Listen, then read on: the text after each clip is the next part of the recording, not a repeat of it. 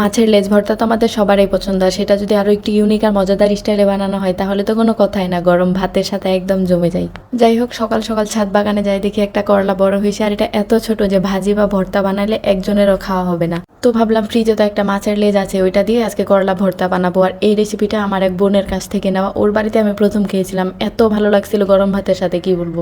আর এই তো এদিকে করলাটা আমি কুচি কুচি করে কেটে নেওয়ার পর ভালো মতো ধুয়ে একটা বাটির উপর উঠিয়ে নিলাম। মাছের লেজটাও নিয়ে নিলাম আলাদা একটা বাটির মধ্যে। এগুলোর মধ্যে হলুদ আর লবণ দিয়ে ভালোভাবে মাখিয়ে নিব। এখন আলাদা আর কোনো মশলা দেওয়ার দরকার নাই, শুধুমাত্র হলুদ আর লবণ দিয়েই মাখাইতে হবে।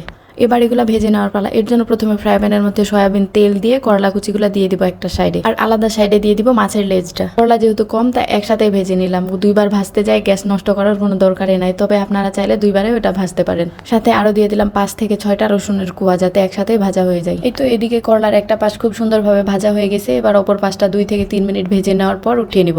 করলাগুলো খুব বেশি মুচমুচা করে ভাজার দরকার নাই, জাস্ট সিদ্ধ হলেই হয়ে যাবে। আজকের ভর্তাটা যেহেতু শুকনা মরিচ দিয়ে বানাবো, তাই আলাদা একটা কড়াইয়ের মধ্যে শুকনা মরিচ ভেজে নিয়ে উঠিয়ে নিলাম। যাই হোক, ভাজাভাজি সব কমপ্লিট। এবার শুধু ভর্তাটা বানিয়ে নিব। একটা গ্লাসের সাহায্যে মাছের লেজটা ম্যাশ করে নেওয়ার পর কাটাগুলো এক এক করে বেছে নিব। যেহেতু মাছটা একটু বড় তাই কাটা খুব বেশি নাই, যে কয়েকটা আছে একটু বড় বড়ই কাটা আছে, তাই খুব বেশি ঝামেলা মনে হয়নি কাটাগুলা বেছে নেওয়ার সময়। এবার এর মধ্যে করলা আর রসুনগুলা দিয়ে দিব। রসুন হাতের সাহায্যে একটু ভালোভাবে ম্যাশ করে নিলাম। আরো দিয়ে দিলাম একটা ছোট সাইজের পেঁয়াজ কুচি, শুকনা মরিচ ভাজা, স্বাদ মতো লবণ। লবণ যেহেতু আমি আগেই দিয়েছিলাম তাই খুব বেশি দিলাম না। সবকিছু ভালোভাবে ম্যাশ করে নেওয়ার পর করলা আর মাছের সাথে ভালোভাবে হাতের সাহায্যে মেখে নিব। এই সময় মাছের লেজ ভাজা এত সুন্দর একটা ঘ্রাণ আসতেছে কি বলবো, একদম অসাধারণ।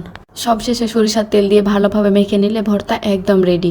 এই ভর্তাটা কে কে এইভাবে বানিয়ে খেয়েছেন আর আমার ভিডিওটা কেমন লাগলো অবশ্যই কমেন্ট করে জানাবেন। যদিও আমি ফার্স্ট টাইম বানাইলাম, বাট এত মজা হয়েছে কি বলবো, আমি তো ভাবতেছি এরপর থেকে আমি এটা প্রায় বানাবো।